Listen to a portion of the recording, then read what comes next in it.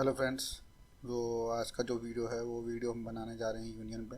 Last video में हमने देखा था कि स्ट्रक्चर कैसे काम करता है। तो आप स्ट्रक्चर के अगर बारे में जानना चाहते हैं तो उसे जाके लास्ट वीडियो में देख सकते हैं, क्योंकि ये और वो कुछ कुछ रिलेटेड ही हैं। बट यूनियन और स्ट्रक्चर में एक बहुत बड़ा डिफरेंस है जो कि हम इस वीडियो में डिस्कस करेंगे। तो स्ट्रक्चर को हम जब डिफाइन करते थे तो उसके लिए क्या करते थे, हम एक कीवर्ड यूज़ करते थे स्ट्रक्ट। तो सेम इसमें भी कीवर्ड है यूनियन जिसे हम यूज़ करेंगे। तो मैं आपको बता दूं, एक छोटा सा प्रोग्राम मैंने बनाया है। आइए देखते हैं कैसे यूनियन उससे काम कर रहा है। तो मैं दोनों का कंपैरिजन भी आपको बताऊंगा। और तो देखिए, ये स्ट्रक्ट है जो कि हमने लास्ट प्रोग्राम में बनाया था। तो मैंने थोड़ा सा लास्ट वीडियो में आपको बताया हुआ है इसके बारे में पूरा डिटेल में। और ये यूनियन है। देखिए यूनियन में क्या करा मैंने, यूनियन स्ट्रक्ट की जगह यूनियन लिख दिया। बाकी अंदर के सारे एलिमेंट वही हैं जो उसके मेंबर थे, सैलरी, नेम और एज। और ये टाइप डेफ मैंने आपको बताया कि अगर हम ये यूज़ करते हैं तो फिर ये सब लिखने की ज़रूरत नहीं पड़ती। आप डायरेक्टली ये यूज़ करके कोई भी इस टाइप का डेटा टाइप का एक वेरिएबल डिक्लेयर कर सकते हो स्ट्रक्ट टाइप का। तो मैंने एक imp1 बनाया जो कि स्ट्रक्ट टाइप है, imp2 बनाया यूनियन टाइप है। अब देखिए imp1 में सैलरी ये दी है और imp2 में सैलरी मैंने 2000 और एज 50 दी है। अब मैं आपको दिखाऊंगा कि किस तरीके से ये दोनों चीज़ें काम करेंगी। तो मैं क्या करता हूँ, इसे imp1 भी प्रिंट कर लेता हूँ ताकि आप डिफ्रेंशिएट कर पाएँ। और मैं यहाँ पे लिख देता हूँ struct स्ट्रक्ट, और मैं इस पे नीचे वाले में देता हूँ यूनियन, UNION यूनियन।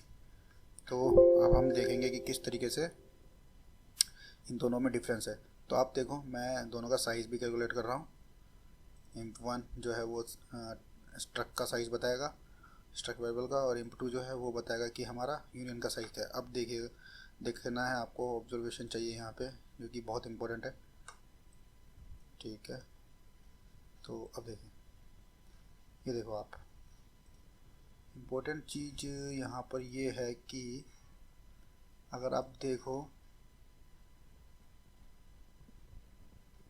यहाँ पर हमने स्ट्रक्ट का जो साइज़ है वो 264 आ रहा है। कैसे आ रहा है देखोगे आप, दिस इसका इंट कितने बाइट का होता है, 4 बाइट का। 255 ये और 4 ये, तो टोटल साइज़ क्या हो गया, 255 प्लस 4 259 प्लस 4 263।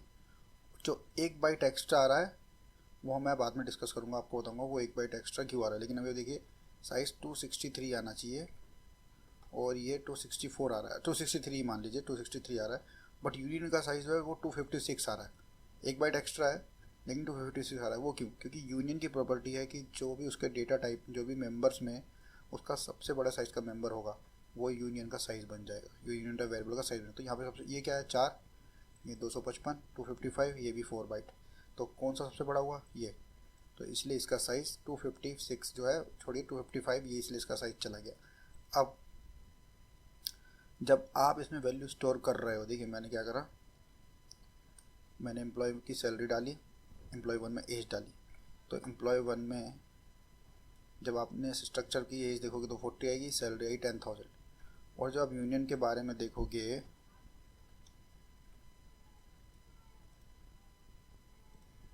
यूनियन के बारे में आप चेक करोगे तो यूनियन की सैलरी, एज आई 50 और सैलरी 50। ऐसा क्यों? देखो, पहले हमने सैलरी को असाइन किया था तो वो 2000 असाइन हो गई होगी, लेकिन उस पर ओवरराइड करके हमने एज को असाइन कर दिया। तो यहाँ पर आप इन सारे एलिमेंट में से जितने भी मेंबर हैं उसके सैलरी, नेम और एज, केवल एक ही वेरिएबल यूज़ कर सकते हो। या तो सबका जो इस पूरे का एक पैक्ड साइज़ दिया गया है, वो पैक्ड साइज़ है 256 बाइट्स। तो अगर आप सैलरी लिखोगे, अगर आप कोई भी मेंबर एक्सेस करोगे, उसकी आउटपुट वैल्यू 50 ही आने वाली है। तो आप देखो, सैलरी को अब मैंने लिखा था सैलरी में, लेकिन ओवरराइट कर दिया एज वाले मेंबर वैल्यू को 50 से। तो वो सेम मेमोरी, एक ही मेमोरी का चंक है 256 का, वो मेमोरी चंक जो है वो ओवरराइट हो गया 50 से। जबकि आप वहाँ पे देखोगे तो मेमोरी चंक अलग अलग है। इसका अपना पर्सनल मेमोरी है जो कि अलग से लिखा हुआ है, इसका अपना पर्सनल मेमोरी है जो कि अलग से है जिसका, लेकिन यहाँ पे इस पूरे का एक ही मेमोरी है 255 बाइट्स। जो 255 बाइट्स में आप राइट कर दे रहे हो वो तीनों वेरिएबल का, तीनों मेंबर्स का वैल्यू बन जा रहा है। देखो आपने यहाँ राइट करा सैलरी में, अगर मैं इसे हटा दूँ और एज को प्रिंट कराऊँ तो अब आप कोर करोगे, ध्यान से देखना, आप सब जगह 20,000 हो जाएगा जो कि सैलरी में ही असाइन है। देखो एज भी 20,000 हो गई और सैलरी भी 20,000 हो गई। तो इसका मतलब क्या, हम एक ही मेमोरी को एक्सेस कर रहे हैं यूनियन में, और जबकि वहाँ पे हम डिफरेंट डिफरेंट मेमोरी को एक्सेस कर रहे हैं। तो ये एक जो बहुत बेसिक डिफरेंस है यूनियन का और स्ट्रक्ट का, जो कि अक्सर लोग इंटरव्यू के क्वेश्चन में भी पूछते हैं कि स्ट्रक्ट और यूनियन में क्या डिफरेंस है। वो